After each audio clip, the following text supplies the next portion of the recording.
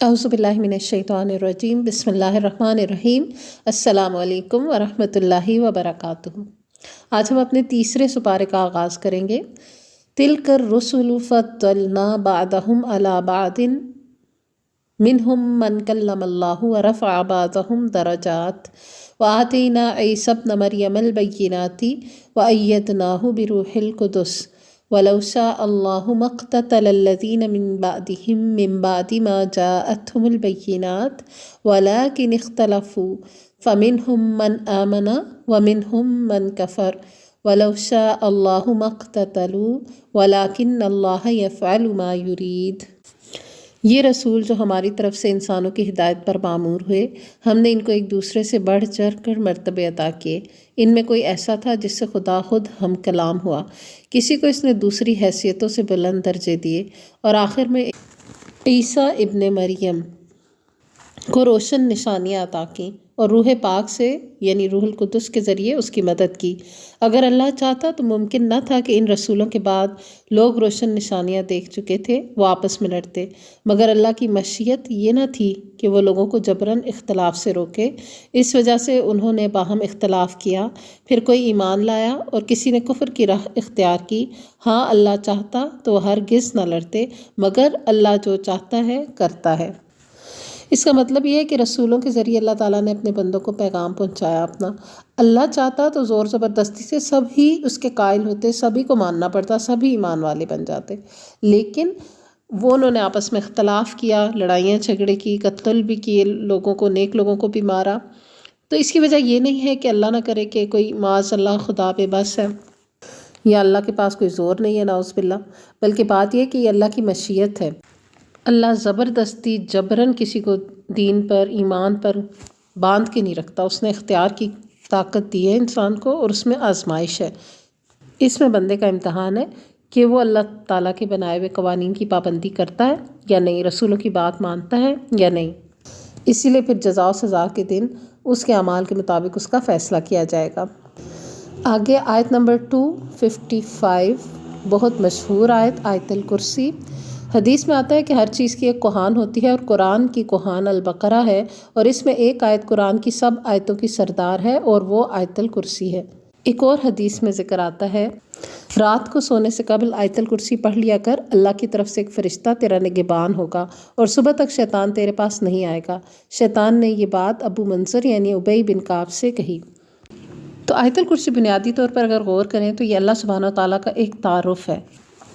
اللہ لا الہ الا ہو، اللہ کون ہے؟ لا الہ الا ہو، جس کے سوا کوئی الہ نہیں ہے۔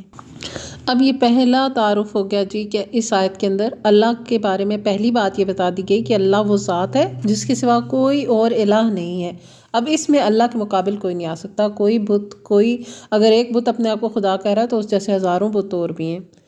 تو اسی طرح اور دیوی دیوتے جو بنے ہوئے ہیں یا جس کی بھی لوگ پرستش کرتے ہیں تو ایسے تو بازاروں پھر ناخدا بن بیٹھے۔ تو اللہ الہ ہے، اللہ کے سوا کوئی الہ نہیں، اور کوئی اس کا ہے ہی نہیں مقابلے پہ، وہ اکیلا ہی الہ ہے۔ اور اس کی تفسیر اور دیکھ لیں اسی آیت کے اندر، الحی القیوم، وہ ہمیشہ سے زندہ اور قائم ہے، خود بھی قائم ہے اور دوسروں کو بھی قائم کرتا ہے، زندہ و جاوید ہستی جو ہمیشہ سے ہے اور ہمیشہ رہے گی، اور ساری کائنات کا نظام وہی سنبھالے ہوئے، خود بھی قائم ہے اور اسی کی وجہ سے باقی سب کچھ انتظام چل رہا ہے۔ تو یہ دعویٰ بھی کوئی اور نہیں کر سکتا کہ وہ ہمیشہ سے اور ہمیشہ رہے گا، یہ بھی خالصتاً اللہ سبحانہ وتعالیٰ کی ذات ہے۔ لا تأخذہ سنۃ ولا نوم، نہ وہ سوتا ہے نہ اسے اونگ لگتی ہے، یعنی گویا کہ ہر قسم کی کمزوریوں سے وہ پاک ہے۔ لہو ما فی السماوات و ما فی الارض، آسمانوں اور زمین میں جو کچھ ہے سب اسی کا ہے۔ اب کوئی کتنا ہی بڑا خود کو خدائی کا دعویٰ کرنے والا نمرود ہو یا فرعون ہو، وہ تو اپنے علاقے تک بھی محدود ہی رہتا تھا، اس کا بھی سب کچھ اس کو نہیں پتہ، نہ ہی سب کچھ اس کا ہے۔ تو اللہ سبحانہ وتعالیٰ کا کہاں مقابلہ کوئی کر سکتا ہے کہ آسمانوں اور زمین اور جو کچھ اس میں ہے سب اللہ کا ہے۔ من ذا الذی یشفع عندہ الا بإذنہ، اس کی مرضی کے بغیر اس کے ہاں کوئی سفارش بھی نہیں کر سکتا، اس کی مرضی کے بغیر اس کے پاس کوئی سفارش نہیں لے کے جا سکتا۔ یعلم ما بین ایدیہم وما خلفہم، وہ جانتا ہے جو کچھ ان سے اوجھل ہے، اور اسے بھی جانتا ہے جو کچھ ان کے سامنے ہے۔ جو سامنے ہے یا اوجھل ہے سب اللہ اس سے واقف ہے، جو ماضی ہے، جو حال ہے، جو مستقبل ہے، ایوری تھنگ اللہ جانتا ہے، اور یہ دعویٰ بھی کوئی اور نہیں کر سکتا، اور اگر یہ دعویٰ کرے بھی تو اس دعوے میں مکمل طور پر سچا ثابت نہیں ہو سکتا۔ وَلَا يُحِيطُونَ بِشَيْءٍ مِّنْ عِلْمِهِ إِلَّا بِمَا شَاءَ، اور اس کی معلومات میں سے کوئی چیز ان کی گرفت ادراک میں نہیں آ سکتی الا یہ کہ کسی چیز کا علم وہ خود ہی ان کو دینا چاہے۔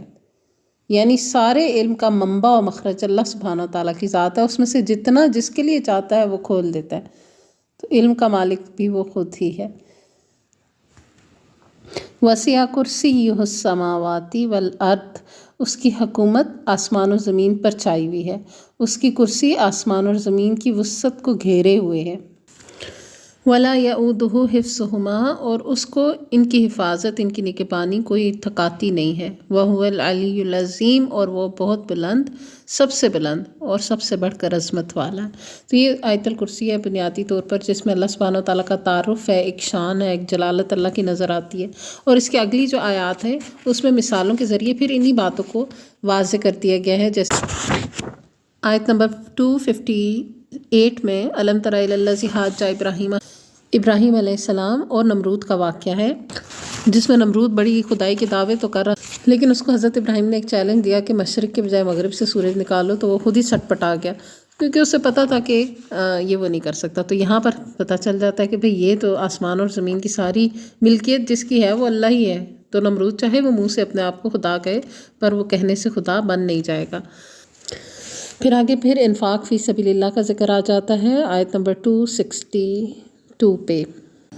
اس سے آنورڈز صدقہ کرنے کی فضیلت بھی پتہ چلتی ہے، اس کے فضائل، اس کی اہمیت بھی پتہ چلتی ہے، اور اس کے ساتھ ساتھ وہ باتیں بھی بتائی گئی جس کی وجہ سے کیا ہوا صدقہ ضائع ہو جاتا ہے۔ یعنی وہ 3 باتیں کون سی ہیں؟ من، عزا اور ریا۔ من کا مطلب ہے کہ احسان جتانا، کچھ دیا جس کو اس کے اوپر احسان جتانا، اور عزا کا مطلب ہے اذیت دینا، یعنی کسی کے اوپر خرچ کر کے یا اس کے اوپر صدقہ کر کے پھر بعد میں اس کو اس وجہ سے اذیت دیتے رہنا کہ ہم نے تم پہ خرچ کیا تھا۔ یا تیسری چیز ریاکاری ہے، یعنی لوگوں کو دکھاوا کرنے کے لیے خرچ کرنا۔ تو ان تینوں چیزوں کے کرنے سے صدقہ ضائع ہو جاتا ہے، چاہے کتنا ہی اچھا کیا ہو۔ پھر یہ بھی بتا دیا کہ کھلے یا چھپا کے کریں یا اعلانیہ کریں، جو بھی صدقہ اگر اچھی نیت سے کریں گے، اچھے طریقے سے کریں گے تو انشاءاللہ اللہ تعالیٰ کے ہاں قبول ہوگا۔ پھر آگے آیات میں سود کی ممانعت آئی ہے کہ سود کو اللہ تعالیٰ نے حرام قرار دیا ہے اور تجارت کو حلال قرار دیا ہے، اور ربا سے یعنی سود سے مال تلف ہو جاتا ہے، ختم ہو جاتا ہے، اور صدقہ کرنے سے، زکوٰۃ ادا کرنے سے، صدقہ اللہ کی راہ میں کرنے سے مال کو بڑھوتری ہوتی ہے۔ پھر آگے جو آیت دین آئی ہے آیت نمبر 282، اس کو آیت دین کہتے ہیں، قرآن کی طویل ترین آیت ہے۔ اس میں یہ حکم دیا گیا ہے کہ کوئی بھی لین دین کا معاملہ قرض وغیرہ کا کرتے ہوئے اس کی تحریری جو دستاویز ہے وہ مقرر کر دی جائے گواہوں کے ساتھ، تاکہ بعد میں کسی کو بھی پریشانی کا موقع نہ ملے۔ اور یہاں سورۃ البقرہ کے اختتام پر جو سورۃ البقرہ کی آخری 2 آیات آئے ہیں، ان کی فضیلت بہت زیادہ ہے۔ یہ عرش الہی کے نیچے ایک خاص خزانے سے آپ صلی اللہ علیہ وآلہ وسلم کو عطا کی گئیں، اور یہ آیات آپ کے سوا کسی اور نبی کو نہیں دی گئیں۔ ان کی فضیلت میں یہ بھی آتا ہے کہ جو شخص سورۃ البقرہ کی یہ آخری 2 آیتیں رات کو پڑھ لیتا ہے تو یہ اس کے لیے کافی ہو جاتی ہیں۔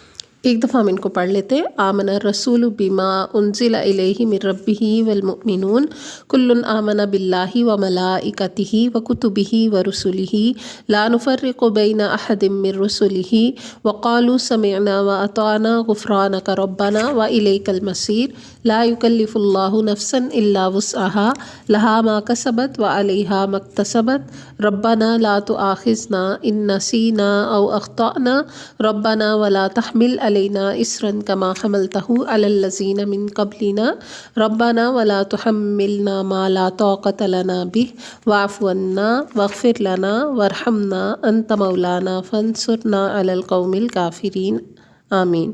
ابن کثیر کی روایت میں یہ بھی آتا ہے کہ حضرت معاذ بن جبل رضی اللہ عنہ اس سورت کے اختتام پر آمین کہا کرتے تھے، کیونکہ اینڈنگ جو ہے وہ ایک دعا کے اوپر ہی ہو رہی ہے نا، تو ترجمہ بھی اس کا دیکھ لیتے ہیں۔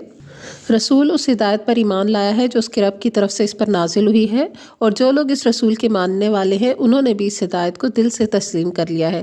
یہ سب اللہ اور اس کے فرشتوں اور اس کی کتابوں اور اس کے رسولوں کو مانتے ہیں، اور ان کا قول یہ ہے کہ ہم اللہ کے رسولوں کو ایک دوسرے سے الگ نہیں کرتے، ہم نے حکم سنا اور اطاعت قبول کی۔ مالک، ہم تجھ سے خطا بخشی کے طالب ہیں اور ہمیں تیری ہی طرف پلٹنا ہے۔ اللہ کسی متنفس کو اس کی قدرت سے بڑھ کر ذمہ داری کا بوجھ نہیں ڈالتا۔ ہر شخص نے جو نیکی کمائی ہے اس کا پھل اسی کے لیے ہے، اور جو بدی سمیٹی ہے اس کا وبال اسی پر ہے۔ ایمان لانے والوں، تم یوں دعا کیا کرو: اے ہمارے رب، ہم سے بھول چوک میں جو قصور ہو جائے ان پر گرفت نہ کر۔ مالک، ہم پر وہ بوجھ نہ ڈال جو تو نے ہم سے پہلے لوگوں پر ڈالے تھے۔ پروردگار، جس بوجھ کو اٹھانے کی طاقت ہم میں نہیں وہ ہم پر نہ رکھ۔ ہمارے ساتھ نرمی کر، ہم سے درگزر فرما، ہم پر رحم کر، تو ہمارا مولا ہے، کافروں کے مقابلے میں ہماری مدد کر۔ آمین۔ اس کے بعد ہماری دوسری سورت جو شروع ہو رہی ہے، بلکہ تیسری کہیے، آل عمران۔ سورہ آل عمران کا موضوع بھی عمومی طور پر دو گروہوں سے خطاب ہے، ایک تو یہود و نصارہ سے، اور دوسرے وہ لوگ جو آپ صلی اللہ علیہ وآلہ وسلم پر ایمان لائے۔ بسم اللہ الرحمن الرحیم۔ الف لام میم، اللہ لا الہ الا هو الحی القیوم۔ الف لام میم حروف مقطعات سے اس سورت کا بھی آغاز ہوا۔ اللہ وہ زندہ و جاوید ہستی ہے جو نظام کائنات کو سنبھالے ہوئے ہے۔ آیت نمبر 7 میں محکم اور متشابہ آیات کا ذکر آیا، اور ایمان والوں کا طرز عمل یہ ہوتا ہے کہ احکامات پر عمل کرتے ہیں، اور متشابہ آیات جن کا مطلب اللہ سبحانہ تعالیٰ ہی کو معلوم ہے اس پر ایمان لاتے ہیں، اس کی بحث میں نہیں پڑ جاتے۔ پھر آیت نمبر 8 میں خوبصورت دعا سکھا دی گئی: ربنا لا تزغ قلوبنا بعد اذ ہدیتنا وہب لنا من لدنک رحمۃ انک انت الوہاب، کہ پروردگار جب تو ہمیں سیدھے راستے پر لگا چکا ہے تو پھر کہیں ہمارے دلوں کو کجی یعنی ٹیڑھ پن میں مبتلا نہ کر دیجیے، ہمیں اپنے خزانہ فیض سے رحمت عطا کر کہ تو ہی فیاض حقیقی ہے۔ آمین۔ پھر آیت نمبر 13 میں جنگ بدر کی طرف ایک اشارہ کیا گیا کہ کس طرح سے اللہ سبحانہ تعالیٰ نے اپنی مدد کی جس کے لیے چاہی، یعنی کہ اہل ایمان کے لیے، اور اس میں بڑا ہی سبق پوشیدہ ہے عقل رکھنے دیدہ بینا رکھنے والوں کے لیے، یعنی اللہ کی مدد جس کے ساتھ ہوتی ہے بہرحال فتح بھی اسی کی ہوتی ہے۔ پھر آیت 19 میں یہ فیصلہ سنا دیا گیا کہ اللہ کے ہاں قابل قبول دین صرف اسلام ہے، یعنی دین وہ طریقہ زندگی جس پر کوئی زندگی گزار کے جائے گا اور اللہ کے ہاں قابل قبول ہوگا، وہ صرف اسلام ہی ہے۔ اسلام کے علاوہ کسی بھی اور طرز زندگی کو، کسی مذہب کو اختیار کرنے سے اللہ کے ہاں قبولیت ممکن نہیں ہے۔ پھر آیت نمبر 31 اور 32 میں اللہ سبحانہ تعالیٰ کے ساتھ اپنی محبت کو سچا ثابت کرنے کے لیے جو معیار بتا دیا گیا وہ اطاعت رسول ہے، کہ اللہ کی اور رسول کی اطاعت لازمی ہے، اسی سے اللہ کے ساتھ اپنی محبت کا انسان ثبوت دے سکتا ہے، اس کے بغیر ایسا ممکن نہیں ہے۔ پھر آیت نمبر 33 سے آگے آل عمران کا ذکر ہے جس کے اوپر اس سورت کا نام ہے، اور حضرت مریم علیہ السلام کی پیدائش کا واقعہ اور حضرت زکریا علیہ السلام کی خوبصورت دعا اس کے اندر مذکور ہے۔ تو حضرت مریم جو تھی وہ اللہ تعالیٰ کی عبادت کے لیے وقف تھی اس شریعت کے مطابق جو اس دور میں تھی، تو ان کے جو خالو تھے حضرت زکریا علیہ السلام، یہ بھی پیغمبر تھے اور ان کی کفالت کیا کرتے تھے، اور جب انہوں نے وہاں پر اللہ کی طرف سے آئے ہوئے انعامات دیکھے تو اپنے لیے بھی دعا کی، کیونکہ وہ ڈھیڑ عمر کے تھے اور ان کے ہاں اولاد نہیں تھی، اس لیے انہوں نے اللہ کی نشانی دیکھتے ہی فوراً ہی دعا کی، ہنالک، اسی جگہ، اور دعا تھی ربی حبلی من لدنک ذریۃ طیبۃ انک سمیع الدعاء، کہ پروردگار اپنی قدرت سے مجھے نیک اولاد عطا کر، تو ہی دعا سننے والا ہے۔ تو اللہ نے پھر ان کو بھی اولاد عطا کی۔ اس کے بعد حضرت عیسیٰ علیہ السلام کی پیدائش کا واقعہ اور ان کے معجزات کا تذکرہ ہے۔ آیت نمبر 54 سے آگے اللہ تعالیٰ کی اس قدرت کا مظاہرہ بتایا گیا کہ جب حضرت عیسیٰ علیہ السلام کے دشمن ان کے خلاف چالیں چلنے لگ گئے تھے تو کس طرح اللہ سبحانہ تعالیٰ نے حضرت عیسیٰ علیہ السلام کو زندہ ہی آسمانوں پر اٹھا لیا ہے، اور ان کے جو دشمن تھے وہ یہ سمجھ رہے تھے کہ ہم نے ان کو سولی لٹکا دیا، اور قیامت کے نزدیک اب حضرت عیسیٰ علیہ السلام جو ہے وہ دوبارہ تشریف لائیں گے امتی کی حیثیت سے۔ تو یہ مختلف احادیث سے بہت ساری باتیں اس کے متعلق معلوم ہوتی ہیں۔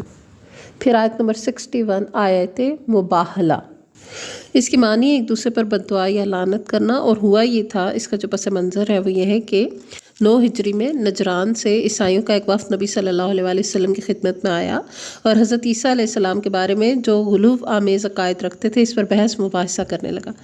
نبی صلی اللہ علیہ وآلہ وسلم نے دلائل دیے، لیکن وفد نجران نے دشمنی کی راہ اختیار کی، اس پر یہ آیت نازل ہوئی اور نبی صلی اللہ علیہ وسلم نے انہیں مباہلہ کی دعوت دی۔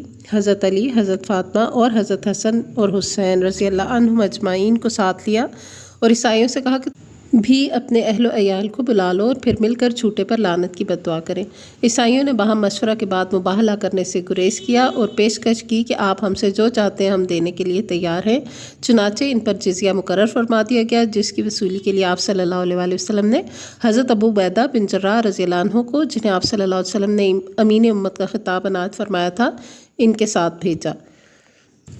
اس کے بعد آیت نمبر 67-68 میں حضرت ابراہیم علیہ السلام کا اسوہ مبارک بتا دیا گیا، اور یہ بھی کہ حضرت ابراہیم کے پیروکار اور آپ صلی اللہ علیہ وسلم اور آپ صلی اللہ علیہ وسلم کی امت ہی حضرت ابراہیم علیہ السلام کے زیادہ قریب تر ہے۔ تو ان کے جو اوصاف بتائے گئے خاص طور پر وہ کیا ہیں؟ نمبر 1 تو یہ کہ وہ نہ یہودی تھے نہ نصرانی تھے، کوئی یہودی عیسائی نہیں تھے وہ، بلکہ کیا تھے؟ حنیفم مسلمہ، وہ یکسو تھے اور اللہ کے فرما بردار تھے۔ اور چوتھی چیز وما کانا من المشرکین، وہ مشرک نہیں تھے۔ تو 4 چیزیں ہیں۔ نمبر 1 یہ کہ وہ یہودی عیسائی نہیں تھے، نمبر 2 یہ کہ وہ حنیف تھے، یکسو تھے، ایک اللہ رخ تھے، نمبر 3 یہ کہ وہ مسلم تھے، اللہ کے ہر حکم پر فرما برداری سے انہوں نے اطاعت کی، اور نمبر 4 یہ کہ وہ شرک کرنے والے نہیں تھے۔ پھر آیت نمبر 83 میں فرمایا افغیر دین اللہ یبغون وَلَهُ أَسْلَمَ مَنْ فِي السَّمَاوَاتِ وَالْأَرْضِ طَوْعًا وَكَرْهًا وَإِلَيْهِ يُرْجَعُونَ۔ اب کیا یہ لوگ اللہ کی اطاعت کا طریقہ یعنی دین اللہ چھوڑ کر کوئی اور طریقہ پسند کرتے ہیں؟ حالانکہ آسمان و زمین کی ساری چیزیں چاروں ناچار اللہ ہی کی تابع فرمان یعنی مسلم ہیں، اور اسی کی طرف سب کو پلٹنا ہے۔ تو آپ نے جیسے پہلے آیات میں پڑھا تھا نا کہ اللہ کے ہاں جو ہے قابل قبول دین صرف اسلام ہے، طریقہ زندگی۔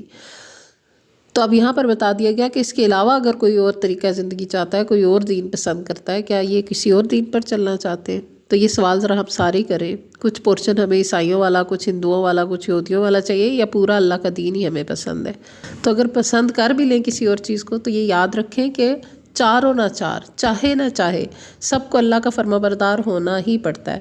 اگر اللہ کی سلامتی والے دین کے اندر خود کو داخل نہیں کرتے تو جو حصہ باہر رہ جاتا ہے نا اس سلامتی سے، اس کو اذیت ہی ہوتی ہے، دنیا میں نہیں تو آخرت میں، اور پھر بالآخر اللہ کے دین کی طرف رجوع کرنا ہی پڑتا ہے۔ اگر دنیا میں یہ موقع مل گیا تو اچھی بات ہے، تو اگر جس کو دنیا میں نہیں ملا تو اس کو آخرت میں تو حسرت ہی رہے گی پھر، مگر اللہ کے دین کی سچائی ثابت ہو کر رہتی ہے۔ اور یہی بات 85 آیت میں بتا دی گئی کہ دین اسلام کے علاوہ کوئی اور دین پسند کرتا ہے تو اللہ کے ہاں وہ قابل قبول نہیں ہے، ایسوں کے لیے آخرت میں صرف خسارہ ہے۔ اور آخری آیت میں پھر یہی فیصلہ سنا دیا گیا کہ ان الذین کفروا وماتوا وہم کفار فلن يقبل من احدهم ملء الارض ذهبا ولو افتدى به اولئک لهم عذاب علیم وما لهم من ناصرین۔ یقین رکھو جن لوگوں نے کفر اختیار کیا اور کفر ہی کی حالت میں جان دی، ان میں سے کوئی اگر اپنے آپ کو سزا سے بچانے کے لیے روئے زمین بھر کا سونا فدیے میں دے تو اسے قبول نہیں کیا جائے گا۔ ایسے لوگوں کے لیے دردناک سزا تیار ہے اور وہ اپنا کوئی مددگار نہیں پائیں گے۔ یعنی بہت غالب جو موضوع رہا وہ یہی کہ دین اسلام ہی اللہ کے ہاں قابل قبول ہے، اور آخرت میں اس کے علاوہ کوئی اور دین پر جو کچھ چلا ہوگا تو اس کو قبول نہیں کیا جائے گا۔ اللہ تعالیٰ ہم کو سچے دین پر بخیر و عافیت چلنے کی توفیق عطا فرمائے اور اس کی برکتیں اور رحمتیں اپنے فضل سے عنایت فرمائے، آمین۔ وآخر دعوانا ان الحمد للہ رب العالمین۔ سبحانک اللہم و بحمدک نشہد ان لا الہ الا انت نستغفرک و نتوب الیک۔ السلام علیکم ورحمۃ اللہ وبرکاتہ۔